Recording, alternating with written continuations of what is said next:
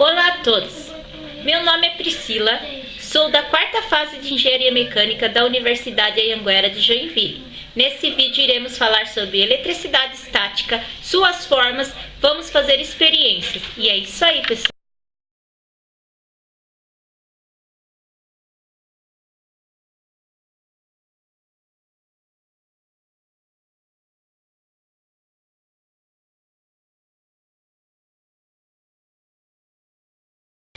Eletricidade estática. Quando cargas elétricas são acumuladas na superfície de um objeto, ele adquire eletricidade estática. Cargas opostas sofrem atração. O balão está com carga negativa e o cabelo com carga positiva. Iremos passar várias vezes o balão no cabelo.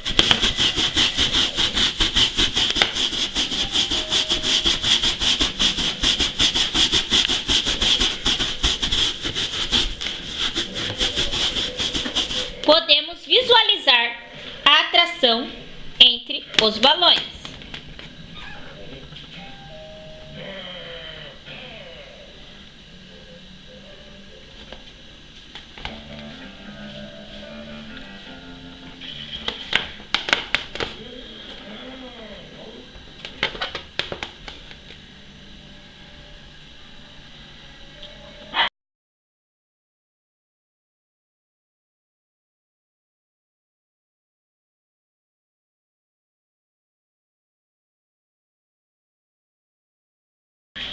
Eletrização por atrito.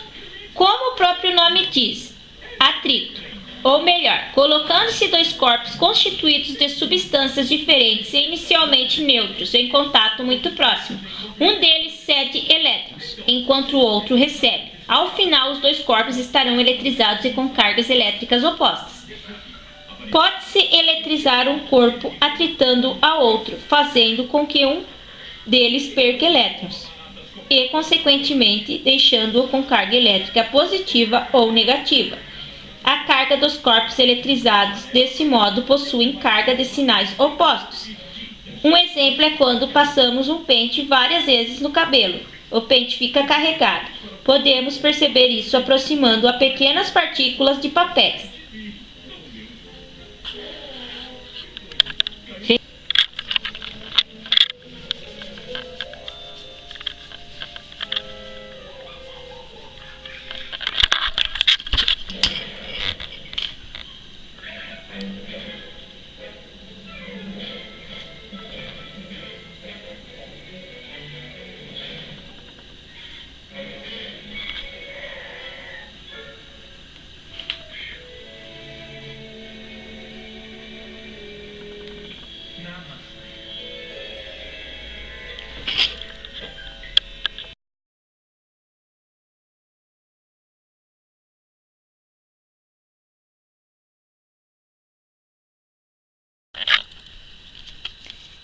Eletrização por indução. Quando aproximamos o canudo sem atrito à bolinha, não sofre nenhuma reação. Já quando o canudo é atritado ao papel, ele perde elétrons, tornando eletrificado positivamente. Assim, atrair a bolinha que está com a carga nula.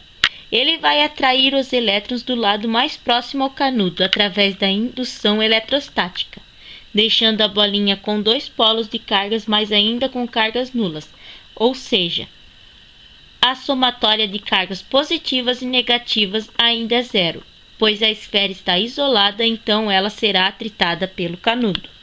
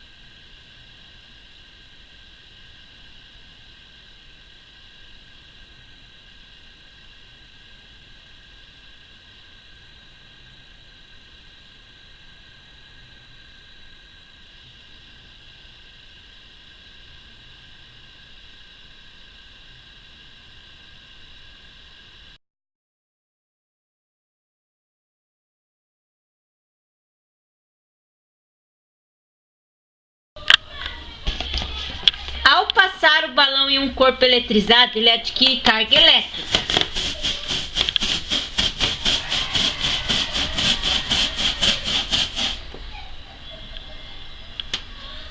Ao contato com a lata,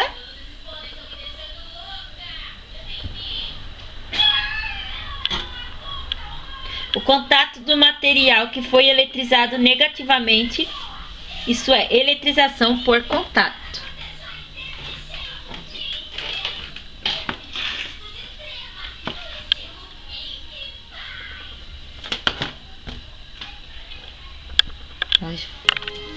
O pêndulo eletrostático é constituído de uma esfera leve e pequena. Aproximando-se um corpo eletrizado da esfera neutra, ocorrerá o fenômeno da indução. E ela será atraída pelo corpo eletrizado. Observe que a esfera, após tocar o corpo carregado, é repelida. Isso se dá porque na eletrização por contato, a esfera irá adquirir carga de mesma dado o corpo.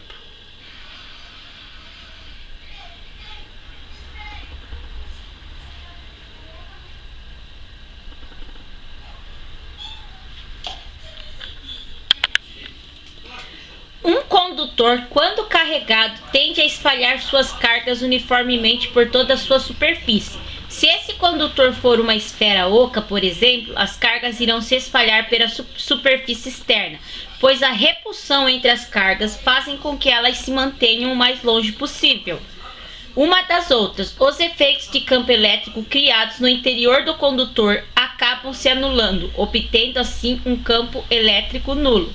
O mesmo acontece quando o condutor não está carregado, mas está em uma região que possui um campo elétrico causado por um agente externo. Seu interior fica livre da ação desse campo externo, fica blindado. Este efeito é conhecido como blindagem eletrostática. Para provar esse efeito, o físico britânico Michael Faraday fez em 1833 um experimento para provar os efeitos da blindagem. Ele construiu uma gaiola de metal carregada por um gerador eletrostático de alta voltagem e colocou um eletroscópio em seu interior para provar que os efeitos do campo elétrico gerado pela gaiola eram nulos. O próprio Faraday entrou na gaiola para provar que seu interior era seguro. Esse experimento ficou conhecido por gaiola de Faraday. Assim, a blindagem eletrostática também ficou conhecida por gaiola de Faraday. E esse efeito é muito utilizado em nosso dia a dia. Como exemplos, podemos citar os carros, aviões que atuam como gaiolas, nos protegendo caso sejamos atingidos por uma descarga elétrica, contrariando o pensamento popular de que os pneus do carro é que fazem essa proteção. Construções também são feitas utilizando blindagem eletrostática, a fim de proteger equipamentos eletrônicos. Essa blindagem pode ser vista facilmente para isso. Pegue um celular ou um rádio ligado e embrulhe em um papel alumínio. O alumínio vai agir como a gaiola de Faraday. O celular e o rádio poderão perder o sinal. Agora nós vamos fazer o experimento com o papel de alumínio e 2 celulares.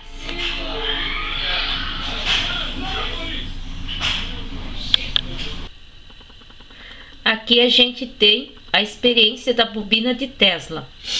É um campo elétrico, né? Em volta a lâmpada fluorescente feita de mercúrio com paredes de fósforo que absorve os elétrons em sua camada e libera luz.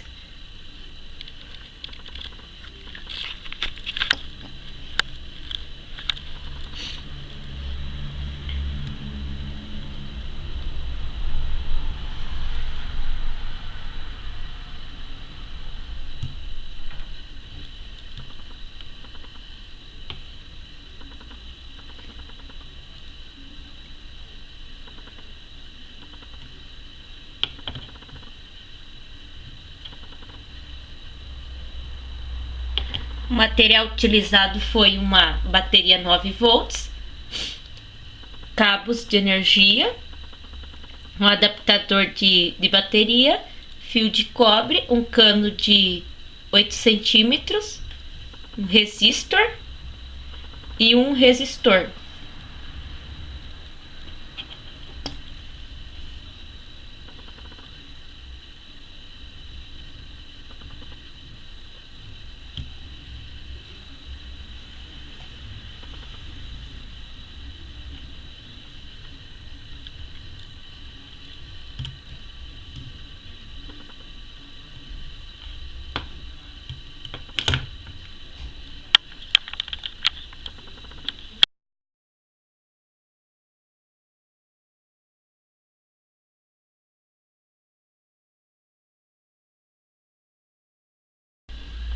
A bobina de Tesla é um transformador ressonante capaz de gerar uma tensão altíssima com grande simplicidade de construção, inventado por Nikola Tesla por volta de 1890.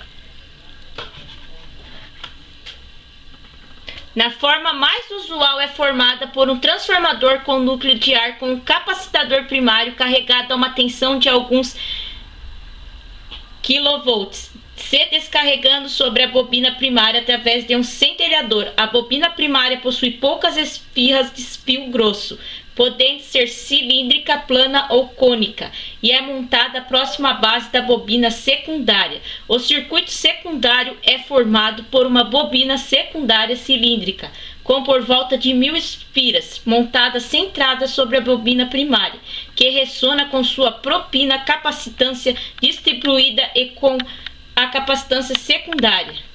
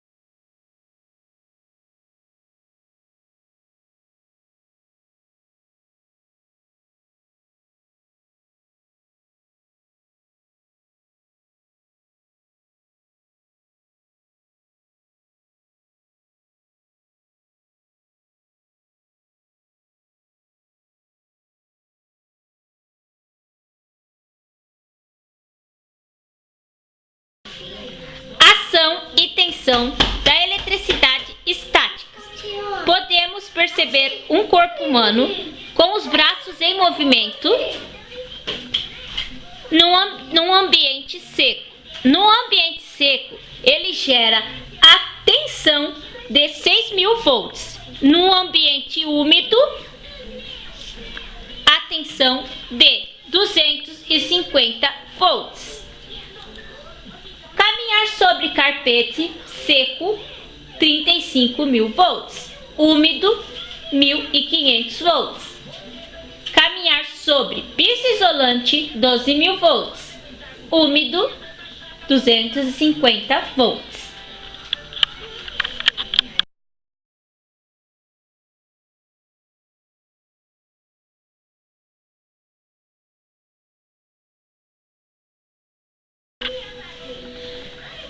Percepção com tensão da descarga elétrica.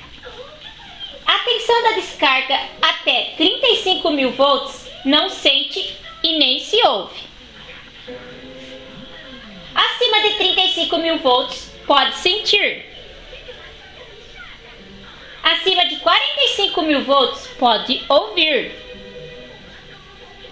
Acima de 5.000 volts, pode ver.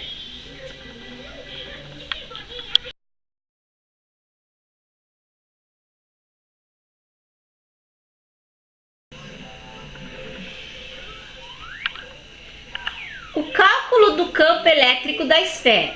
Deve considerar a carga uniforme na superfície. Esse cálculo será dado pelo quociente da carga dividido pela área da superfície esférica, ou seja, Q dividido por 4π vezes R ao quadrado.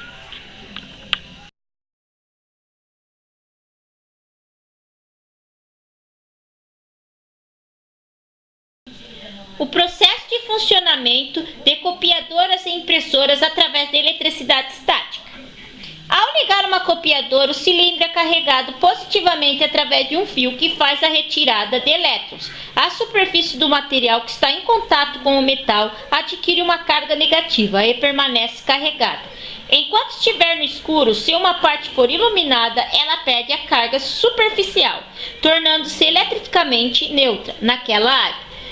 As copiadoras iluminam a página a ser copiada com uma luz intensa. A imagem da página é projetada para a superfície do cilindro por meio de um sistema de lentes. Assim, ao partir mais iluminadas, permanecem carregadas com cargas negativas, conseguindo uma imagem eletrostática da página.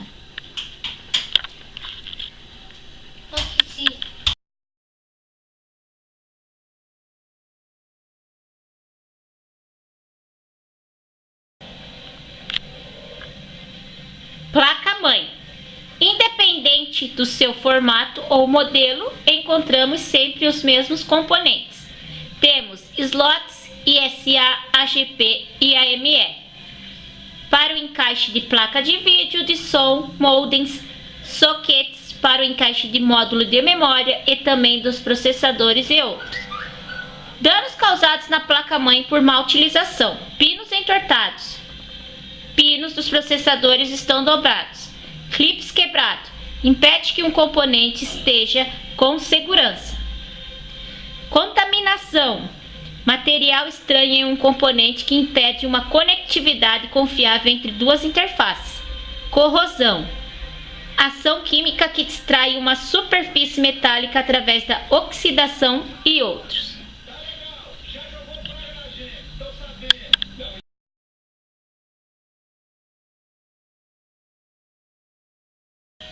Eficiência de para-raios.